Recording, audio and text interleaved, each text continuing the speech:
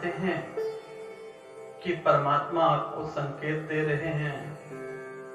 अगर आप 3 से 6 के बीच में आपकी आंखें खुल जाती हैं तो ध्यान रखिए परमात्मा आपके साथ हैं और परमात्मा आपको संकेत दे रहे हैं कि आइए इस समय का सदुपयोग करें, ना कि आप इसे व्यर्थ में सो के गुजार दें। 3 से 6 का जो टाइम होता है वह ब्रह्म मुहूर्त होता है। इस टाइम पर पृथ्वी लोक पर देव विराजमान होते हैं। आप देखेंगे कि 3 से 6 के बीच में सभी मंदिर के कपाट खुल जाते हैं, कली खिल जाती हैं, फूल खिलने लगते हैं, चारों तरफ चिड़ियां अपना गीत सुनाती हैं। अगर आप सूरज उदय से पहले यह गीत सुनना चाहते हैं तो कभी बाहर निकलकर देखिए कि परमात्मा ने कितना भव्य यह संसार बनाया है, जिसे हम व्यर्थ में सोकर गुजार देते हैं। चिड़ियों का संगीत होगा, सत्संग हो रहा है, अनेकों प्रकार से गीत आपके कानों में गुनगुनाए जाएंगे। अगर आपके साथ परमात्मा है तो आपकी आंखें 3 से 6 के बीच में जरूर खुलेंगी और परमात्मा ये संदेश दे रहे हैं आपको कि इस समय का उपयोग सही टाइम से सही कर लीजिए, आपका जीवन स्वर्ग बन जाएगा। आप देखेंगे कि जीव जंतु, पेड़ पौधे सभी के उठने का टाइम 3 से 6 के बीच का ही है और आप देखेंगे कि इनको किसी डॉक्टर की जरूरत नहीं पड़ती, यह बीमार नहीं पड़ते। खुद हमें ऑक्सीजन देते हैं लेकिन अपने लिए कार्बन डाइऑक्साइड। यह हमें जीवन देते हैं। जितने भी पेड़ पौधे हैं, पशु पक्षी हैं, इस संसार में परमात्मा ने सबका कोई ना कोई उपयोग है, कोई ना कोई कारण है जो परमात्मा ने हमारे लिए भेजा है। परंतु आप देखेंगे कि हम क्या कार्य कर रहे हैं। हम सबसे ज्यादा समय, जो मान लीजिए आप कि हमारा 60 साल की आयु है, हमारी 60 साल की आयु में 30 वर्ष तो हम सो के ही गुजार देते हैं। सत्य है ना? लेकिन अब जो 30 वर्ष बचे उसमें भी वही कार्य हम करते हैं जो जानवर कर रहे हैं। जानवर भी वही कार्य कर रहे हैं, खाना खाना, सोना, बच्चे पैदा करना और एक छोटा सा घर बना लेना। लेकिन विभिन्न हमारे अंदर क्या है?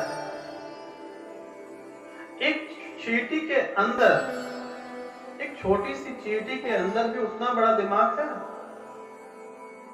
वह भी वही कार्य कर रही है और वही कार्य हम मनुष्य भी कर रहे हैं। भिन्नता कहां है? क्या परमात्मा ने हमें इसीलिए पैदा किया था कि जो काम हम जानवर करते हैं वही मनुष्य भी करे? हमारे और मनुष्य, हमारे और जानवर में क्या फर्क है? हमारे इतने बड़े दिमाग का क्या मतलब है? वह चिड़िया, कुत्ते, बिल्ली, जानवर, जितने भी जीव जंतु हैं, सभी प्रजनन कर रहे हैं, सबकी मृत्यु भी हो रही है, सभी अपने खाने का इंतजाम भी कर रहे हैं। जो परमात्मा ने हमें दिमाग दिया है, वह संकेत दे रहे हैं कि आपने कुछ आगे बढ़कर करना है। जो सुबह 3 से 6 का टाइम है, जो अमृत वेले का टाइम है, उस टाइम पर आप ध्यान लगाएंगे, अपने अंदर जाएंगे,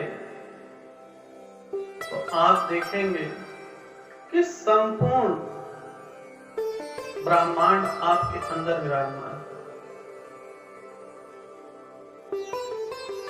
आप अंदर की तरफ जब जाना शुरू करेंगे, एक दिन में नहीं पहुंच जाए, परंतु अगर अमृत वेला टाइम पर, जिस टाइम पर परमात्मा धरती पर विराजमान होते हैं, अगर उस टाइम पर आप कुछ कार्य करेंगे,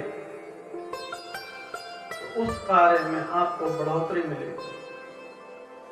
आप देखेंगे कि जितने भी किसान हैं, सुबह के टाइम पर सूरज निकलने से पहले अपने खेतों में पहुंच जाया करते हैं। आज भी हमारे गांव में ज्यादातर लोग आपको स्वस्थ ही मिलेंगे, परंतु यह याद रखिए कि परमात्मा ने हमें धरती लोक पर क्यों भेजा और किस लिए भेजा। आप ध्यान लगाएंगे, जितना डीप आप अंदर चले जाएंगे, 1-2 दिन का खेल नहीं है, लेकिन नामुमकिन भी नहीं है। जितना आप ध्यान मेडिटेशन करेंगे, तो आप दोबारा 84 काटने के लिए इस पृथ्वी लोक पर नहीं वापस आएंगे। आपको मुक्ति मिल जाएगी एक ही जीवन में, एक ही क्षण में। जब आपका परमात्मा से मिल जाएंगे, तो परमात्मा आपको भव सागर में मिला देंगे। जहां लाखों करोड़ों अरबों खरबों आत्माएं हैं, उसी भव सागर में आपका मिलन हो जाएगा और इस संसार के दुखों से आपको मुक्ति मिल जाएगी। सभी मुक्ति चाहते हैं, लेकिन भूल जाते हैं, वही कार्य करने लग जाते हैं।